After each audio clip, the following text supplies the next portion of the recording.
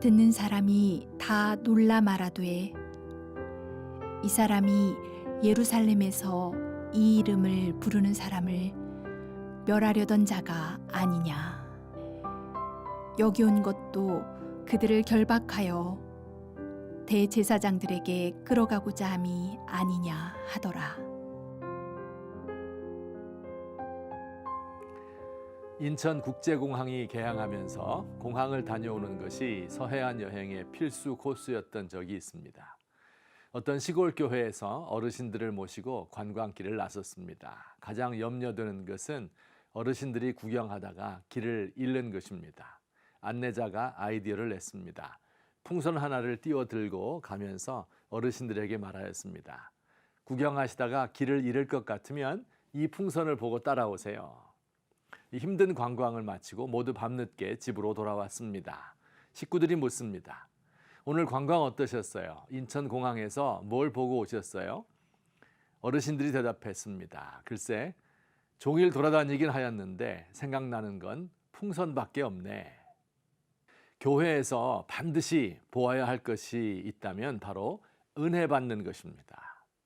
교회에 아무리 오래 다녀도 은혜를 알지 못하면 풍선만 보고 관광 다닌 것이지요.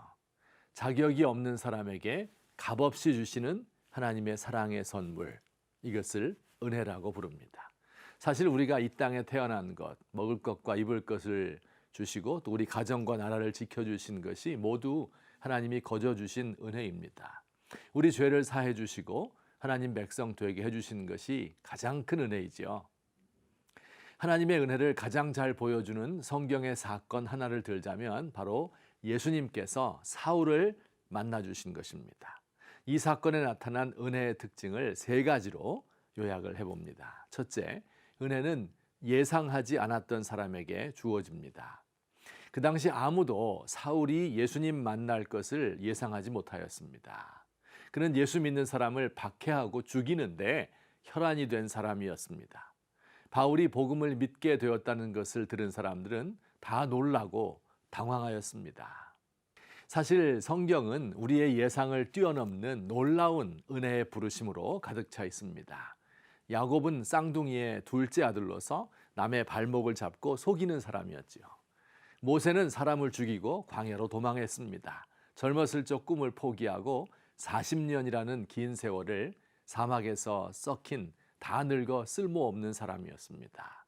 다윗은 형제 8 중 막내 아들로서 아무도 주목하지 않았던 목동이었습니다.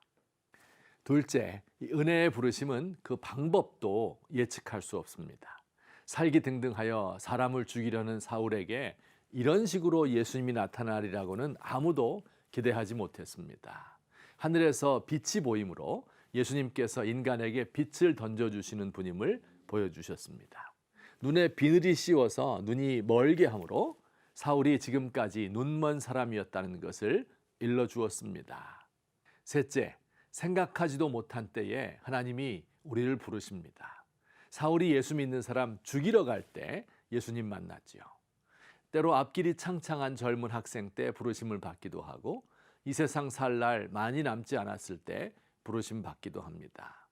건강할 때 혹은 병 중에서 성공하였을 때에도 혹은 실패하여 삶의 위기 가운데 있을 때 때로는 완전히 무너져서 도저히 일어날 것까지 않은 때 하나님이 부르시기도 합니다.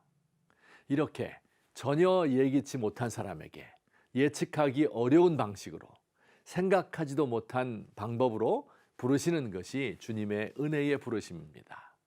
이러한 은혜의 성격을 잘 알지 못하는 사람은 내 틀을 고집합니다.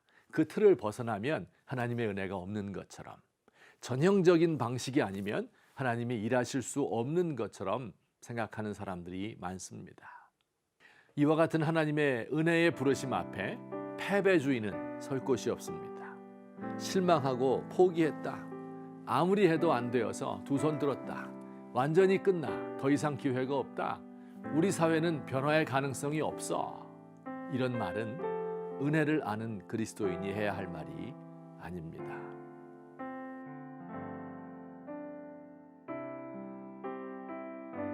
가장 힘든 때의 끝이 바로 하나님의 은혜의 때임을 믿습니다.